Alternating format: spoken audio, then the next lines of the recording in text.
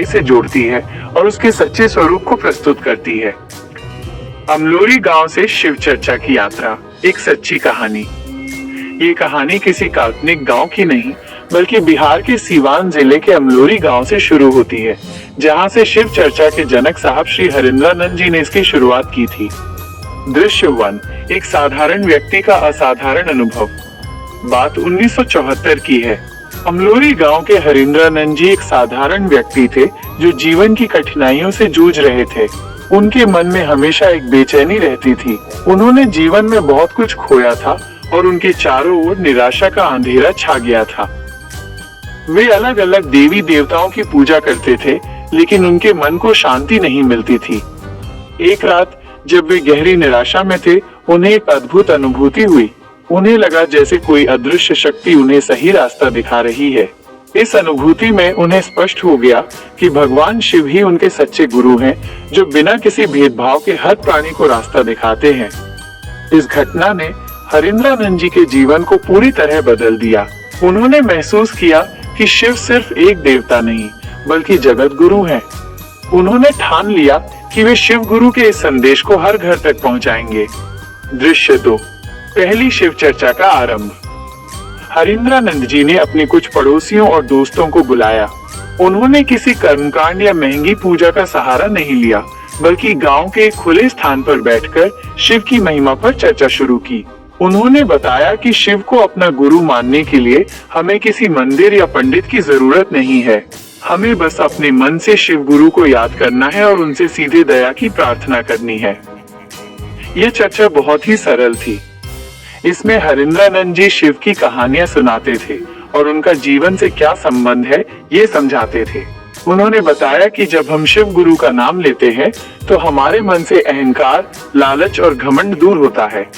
शुरुआत में कुछ लोगों ने उनका मजाक उड़ाया। उन्होंने कहा कि क्या बस नाम लेने से सब ठीक हो जाएगा, लेकिन धीरे धीरे लोग उनकी बातों से प्रभावित होने लगे, क्योंकि हरिंद्रानंद जी की बातों में एक अजीब सी सच्चाई और शांति थी। दृश्य 3, विश्वास और चमत्कार। शिव चर्चा में जो भी शामिल होता, उसके जीवन में एक सकारात्मक बदलाव आने लगता था। एक किसान था जिसकी फसल कई बार खराब हो चुकी थी। वो बहुत निराश था। हरिंद्रानंद जी ने उसे शिव चर्चा में बुलाया और कहा, अपने काम को पूरी ईमानदारी से करो और शिव गुरु पर विश्वास रखो। उस किसान ने ऐसा ही किया। अगली फसल बहुत अच्छी हुई और उसने अपनी सफलता का श्रेय शिव गुरु को दिया। एक महिला थी जिसके घर में हमेशा झगड़े होते रहते थे। वो जब शिव चर्चा में शामिल हुई तो उसे महसूस हुआ कि उसके मन में ही बहुत सारी नकारात्मकता भरी हुई थी। उसने अपनी सोच बदली और परिवार में प्रेम और शांति लौट आई। ये कहानियां धीरे धीरे पूरे गांव और आसपास के क्षेत्रों में फैलने लगी। लोग दूर दूर से हरिंद्रानंद जी के पास आने लगे और उनसे मार्गदर्शन लेने लगे। वे सब अपनी परेशानियों को साझा करते और शिव गुरु का नाम लेकर अपने मन को शांत करते थे। दृश्य 4, शिव शिष्य परिवार का जन्म। जैसे जैसे शिव चर्चा का विस्तार हुआ, हरिंद्रानंद जी ने महसूस किया कि ये केवल एक चर्चा नहीं, बल्कि एक परिवार है। उन्होंने इस समूह को शिव शिष्य परिवार का नाम दिया। इस परिवार में कोई ऊंचा नीचा नहीं था, कोई अमीर गरीब नहीं था। सब एक दूसरे को गुरु भाई और गुरु बहन कहकर पुकारते थे। इस परिवार का एक ही नियम था, गुरु बनो, गुरु बनाओ, गुरु की तरह जीवन जियो। इसका मतलब था कि हर व्यक्ति को खुद शिव गुरु का शिष्य बनना है, दूसरों को भी शिव के बारे में बताना है और शिव की तरह ही जीवन में सत्य और ईमानदारी से रहना है। दृश्य 5, एक आंदोलन का रूप। आज शिव चर्चा सिर्फ अमलोरी गांव तक सीमित नहीं है। ये बिहार से शुरू होकर पूरे भारत और विदेशों तक फैल चुका है।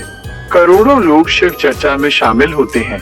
ये एक ऐसा आंदोलन बन गया है जो किसी धर्म या जाति से नहीं, बल्कि मानवता, प्रेम और विश्वास से जुड़ा है।